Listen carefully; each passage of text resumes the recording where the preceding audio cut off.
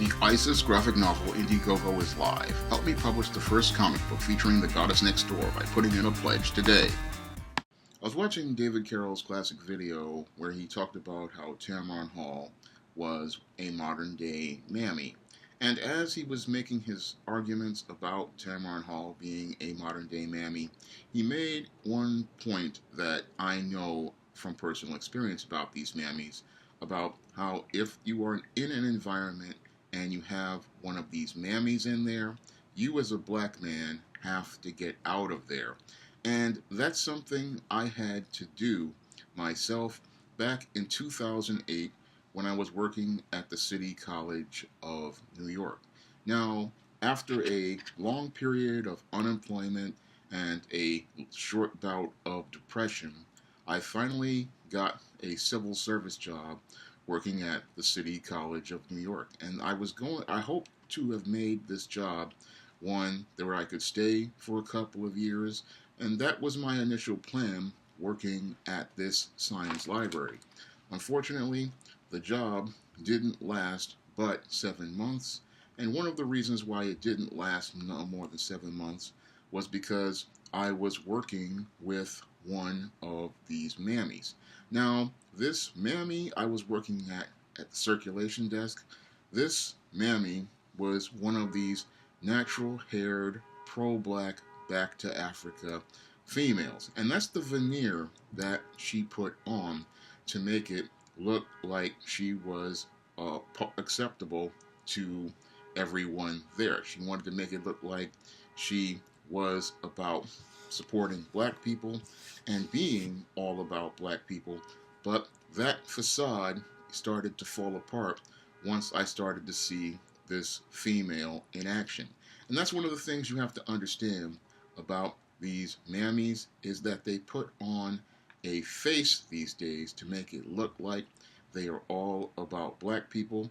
But when it comes down to the Mammy, this is the disguise she puts on, because just like the Civil War Mammies, the modern day Mammy is a spy for these white men that she deifies and worships. Now, that's why they will go out here and put on things like that natural hair, put on these kente cloth, put on the made in Taiwan kufis and dashikis, and they will sit there and talk all this pro-black rhetoric and how much they love black people and how they're all about supporting black people.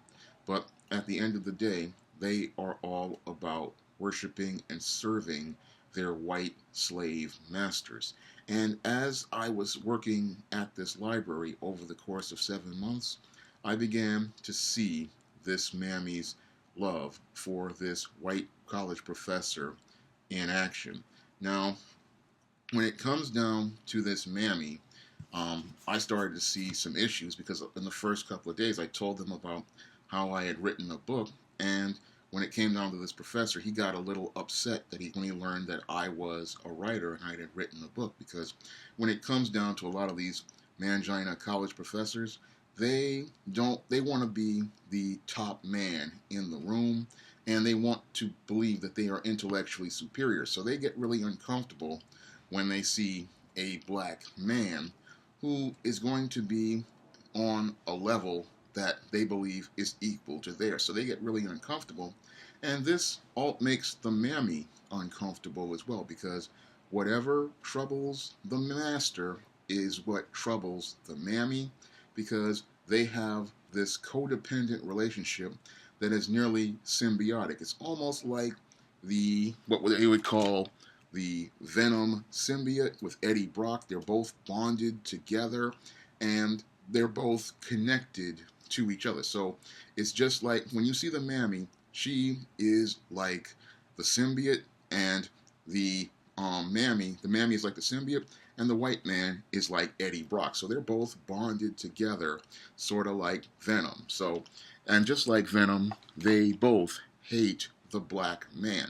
And the reason why they hate the black man is because they both feel that the black man is competition to them, and in order for them both to have their smooth world, they need the black man to be gone. Because when it comes down to the white man and his black mammy, their smooth world is based on the idea of the black man being out of that world, or if he's in that world, he is in a place beneath both of them. So that's why when you have this mammy in place, she is going to make every effort to try to eliminate you from that circle, because unless you are a buck dancing, bojangling, step and fetch it coon, she has no place for you, because she wants to be the H nice in that room, and she wants to be the one who remains closest to that white man. So when you have a mammy in the workplace, she wants to be that H nice in the room. She wants to be the white man's number one.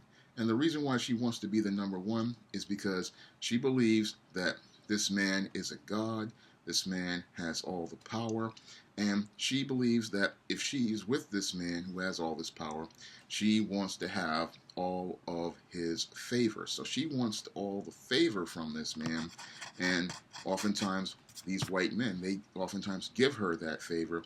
So she wants to make sure that she eliminates any sort of competition. And I saw that a couple of months into my time at City College when one of these students who was working there, she had a master's degree, and she came and asked me how I got the job. And I told her how I went and took this civil service test and how I passed the civil service test. And right after that, she comes in and says, "Oh, those civil service tests are hard. You may not be able to pass it." And I saw what she was doing right there, and what she was trying to do right there was trying to eliminate competition, because this girl, who was supposedly a close friend of hers and somebody she was supposedly so close to, she did not want this woman to be on the same level as she was, and she didn't want her making good money for herself in this job. And the reason why she didn't want that, again, is because the mammy does not want anybody to be above her or on the same level. The mammy wants to be the one at the top of the food chain, right next to the white man. And again, this was a woman who she considered to be a best friend. And this single mother was raising her own son, and she wanted her to stay in this low-level job, working part-time in this library, not working full-time like I was, and making a fixed salary.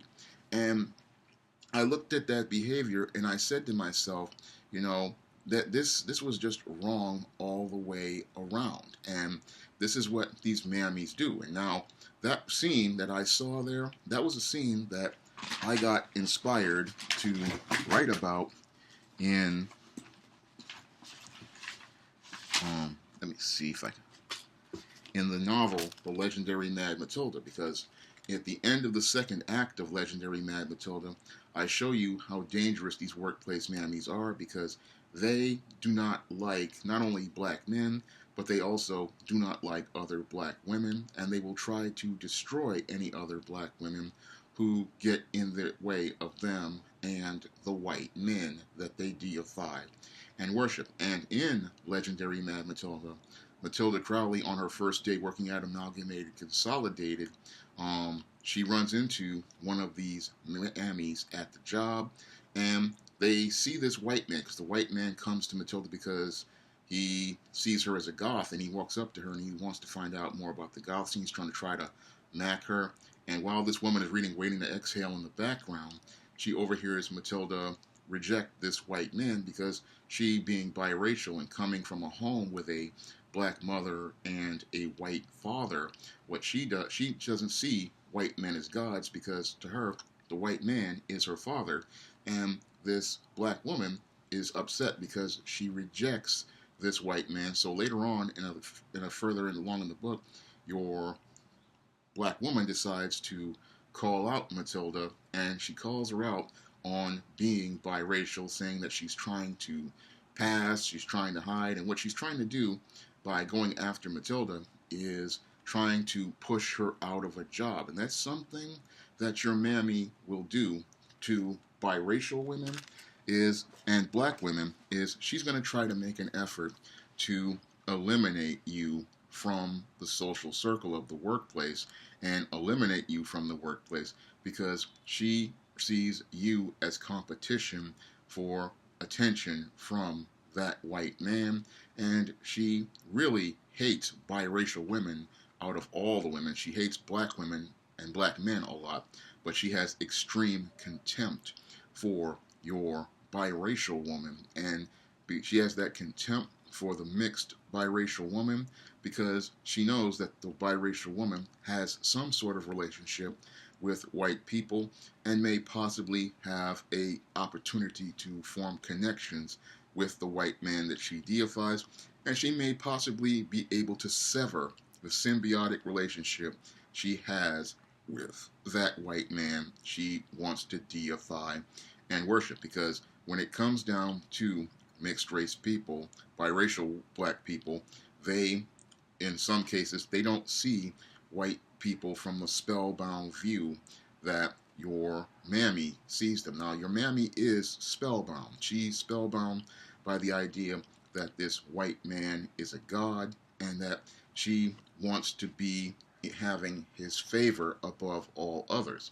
And if a biracial person comes into the social arena, she feels that that relationship may possibly be jeopardized. Now, in order to eliminate that competition, that's when your mammy is going to get ruthless. And she really shows her ruthlessness whenever she's around black people. Now, black men, we have experienced, if you've experienced this mammy, you know how dangerous she is. Now, when I was working at City College, I ran into this, and she started by going out here being passive aggressive.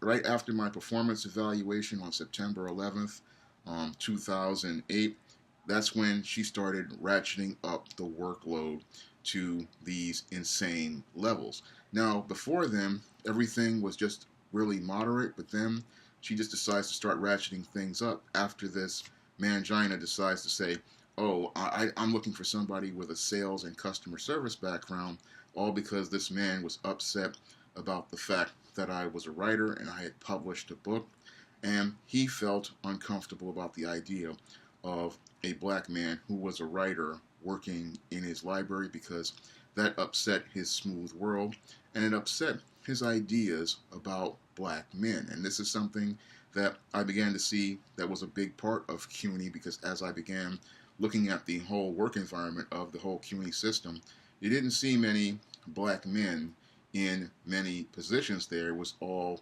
usually either black women or Hispanic women, but you didn't see many black men outside of the security positions. And this guy, he didn't like the idea of me working at his circulation desk because I was there interacting with the students, and I was a black man in a position of authority and having authority over these white men and saying who had over who was going to check out these books, who was going to get information. And while this position didn't pay that much, again, these white men and these black women didn't like the idea of a black man having that kind of power, and that's what made them uncomfortable. So after this performance appraisal, that's when they made this plan to go after me and talking about, one, trying to take a shot at me with the whole sales and customer service thing, because what this guy didn't know, again, was that writers are salespeople, and we provide customer service every time we do a query to a publisher or a literary agent, or if we're out here submitting articles to different websites, or if we're out here interacting with people who have read our work. So when it comes down to writers, we have sales and customer service experience, and I worked in numerous jobs where I had that experience, but this man was using it as a way to try to minimize my experience so that he could go out here and find a way to get me out of this job. Now, I, again, had done this experience in my writing, and I had also done it when I was working at AmeriCorps, when I was making presentations to the public regarding the Strive Job Readiness Workshop. So I had the background, but the thing was, I was not fitting into his smooth world because he did not like the idea of a black man who was just as intelligent as he was, and that's something he didn't like at all.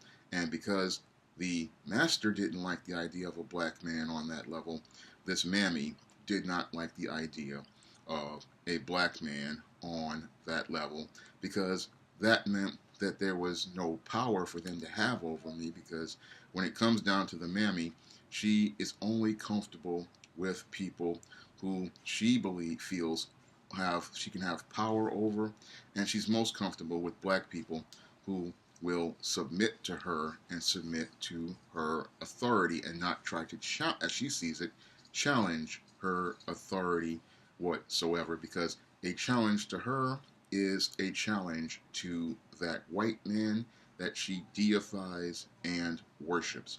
Now, as I was working there, again, they started this passive-aggressive campaign because I said some of the shelves there, they had no barcodes in some of the books, which could have been a risk because that they were always talking about how they had these thefts at the library, people were stealing books, and I thought it was just one or two books that didn't have barcodes, and I found out as they were doing this passive-aggressive campaign to me to get me out that it was an entire 4 or 5 sections of the library, from the G section called lumber all the way to the QC section that had no barcodes, and may have been possibly even more than that. And I had said that I would want to help fix that problem, but this chick, in a passive way, told me to do this as a task, but aggressively tried to overwhelm me and tried to manipulate things to make it look like I had some sort of attitude problem. But anybody would get frustrated when somebody sends you to do a task and then you have customers constantly coming in, and they're doing this, again, to get you out, and they're doing it because the Mammy wants to have her smooth world back. Now, I was trying to persevere in the face of all of this, and one moment as I was working, I took a minute to look down at the counter, and this professor decides, oh, you are sleeping on the job. And this professor makes this accusation, and that's where the Mammy goes along with this lie, and that showed me how dangerous this Mammy can be, because this Mammy, again, if the white man says it, it's true. Even if it's a lie, if the Mammy says it, it's true, and she will go along with it. And that's where I started to see how dangerous this Mammy can be to a black man, because if you are in a situation where there are police and there's alleged to be a crime, what this Mammy is going to do, if that white man says you committed this crime, she is going to agree to what that white man says, and she is going to testify to that in court as the gospel truth. And that Mammy could possibly wind up getting you put in prison for a crime you did not commit, all because she wants to gain the favor and approval of this white man that she deifies and worships.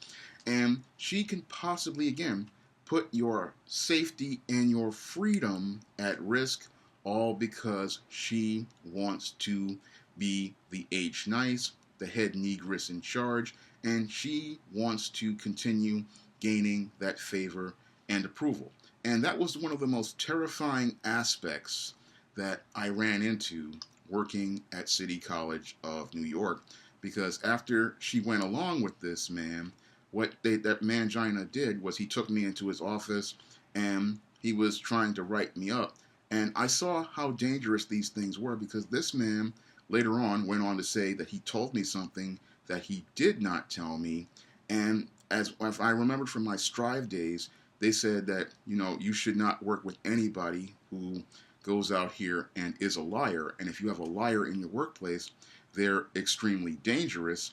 And I looked at that situation as I was sitting there critically thinking in this office, because I thought about it. I said, this is dangerous to me, and I thank God I had God on my side to keep me calm. But I understood that I was in a dangerous situation, because if this white man, if I stayed on that job, this man and his mammy could have put my safety in jeopardy. And as I was sitting in the office, and I said, this man is willing to lie, and he's got this black mammy who is sitting there going along with his lies, and they already want to come after me with a write-up just this one time, and they're escalating their behavior. First, they want to overwhelm me at work and try to pretend like I have an attitude, and then they want to then lie and say I did something I didn't do. The third thing they might possibly do to escalate things is try to have me arrested on some trumped up charge, and I might wind up getting boxed in, because this female is going to sit here and tell a lie to support whatever this white man says. And if that happens, I'm not going to not only have a job, I'm not going to have any freedom. And that's where I can agree with David Carroll when he makes the point to say that if you have one of these mammies on the job and you're a black man or even a black woman, you need to get out of there.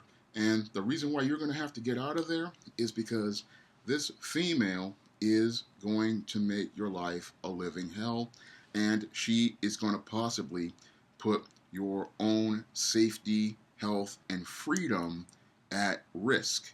And you, in order to preserve yourself, you're going to have to get out of there, because this female, again, she is extremely ruthless, and she is extremely malicious. She will just go out here and she will put your very health and safety and your freedom at risk, all because she wants to be the H-nice in that business, and she wants to be the top negress in that business. She wants to have all the power, and that can, again, that's something she will make every effort to preserve with the last breath of her life. Now, when I was working there, I mean, when I saw that happen, I had to get out of there, because it was just too hot and too dangerous at that point. And on that Friday, October 24th, that's when the head of the department came in and terminated me. And again, because they had the mammy and two white men, they wrote all of these lies regarding my work rate, and they created this other performance appraisal. Now, the first one on September 11th was middling, but this one was full of lies, saying I was lazy, I needed to be watched, my work wasn't good. But all throughout before, they were all telling me, oh, your work is good, you're doing things well.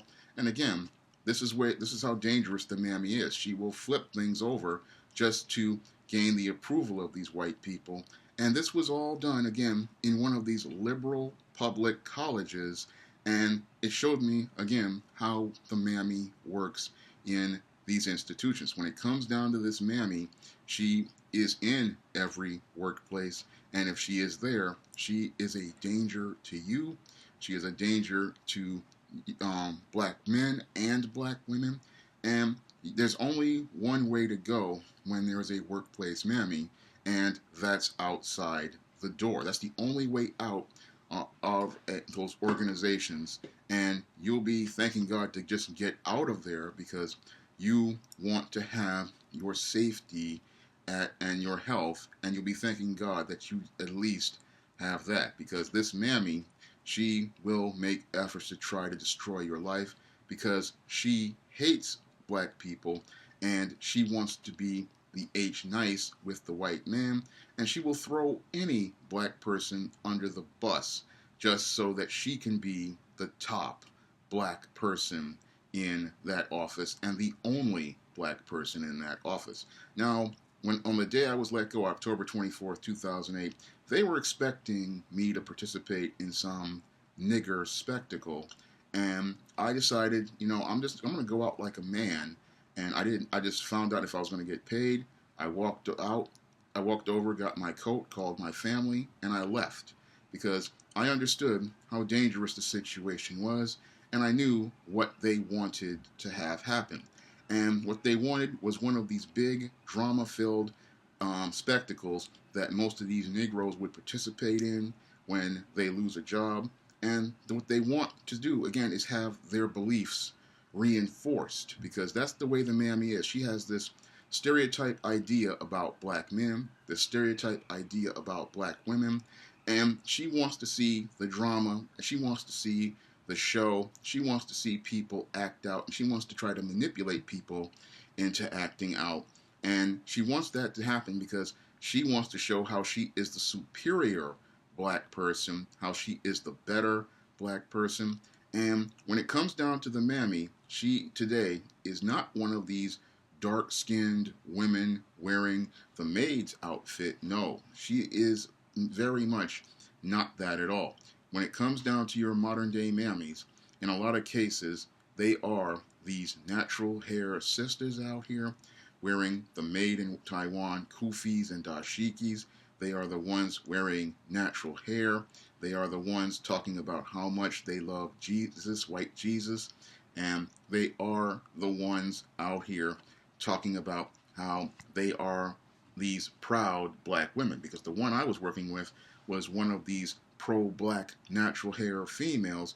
And one of the great tells I saw with her that I found to be questionable these days, 10 years ago later, is this. She was one of these females talking about she was pro-black and talking about she was a Christian. And I found that to be, again, quite questionable, because anybody who's supposed to be pro-black would not want to be supporting what a real pro-black would say is the white man's religion. So that was a red flag to me, even 10 years ago. But now I've learned to be more aware of these signs, and I've learned to be more wary of these black females on these jobs, because when it comes down to this Mammy, she can destroy a black man's life, because if she goes out here and agrees with this white man based on an allegation against you, especially in an era like this Me Too movement, that allegation could possibly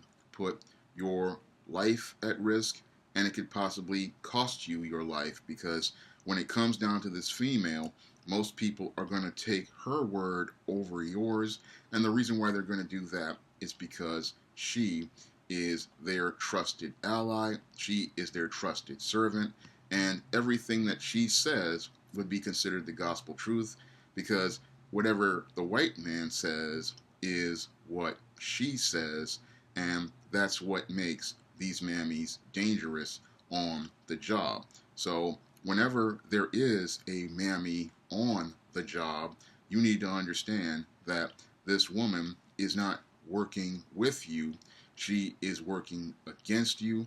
And that's why any sane black person who sees a Mammy needs to get out of there, because if this woman is working against you, she may possibly wind up doing anything to destroy you, because these Mammies, they are ruthless, and it's not out of their imagination or even their motivation to even go out here and participate in a crime like murder to protect their masters. So when they look at you, they see an enemy, and because they see an enemy, you have to make plans to get out of there.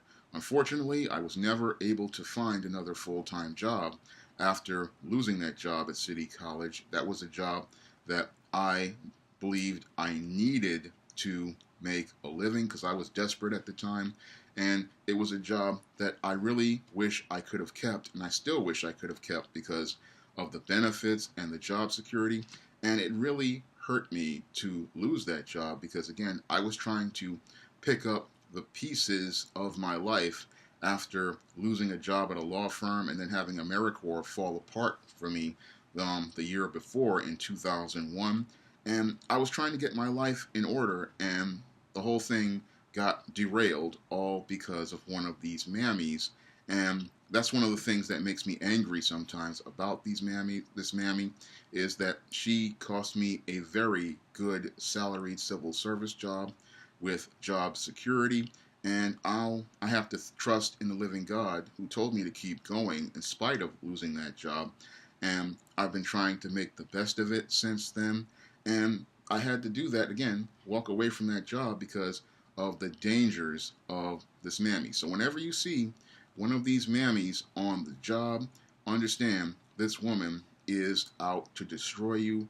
Understand that this woman is a threat to you, and understand you must do everything in your power to start making plans to go look for work someplace else, because chances are you may not last long on any job if there's a workplace mammy. If you are a black man, a black woman, a biracial man, or especially a biracial woman.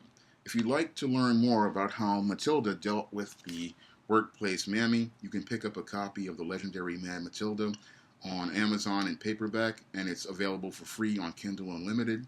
And if you want to see me make more videos like this, you can donate to my Patreon by clicking the link in the description box.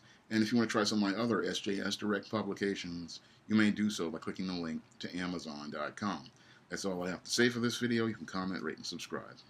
Now available in paperback and Kindle Unlimited, Isis, Imitation of Life.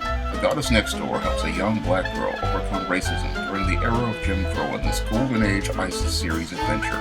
Get Isis, Imitation of Life in paperback and Kindle Unlimited today.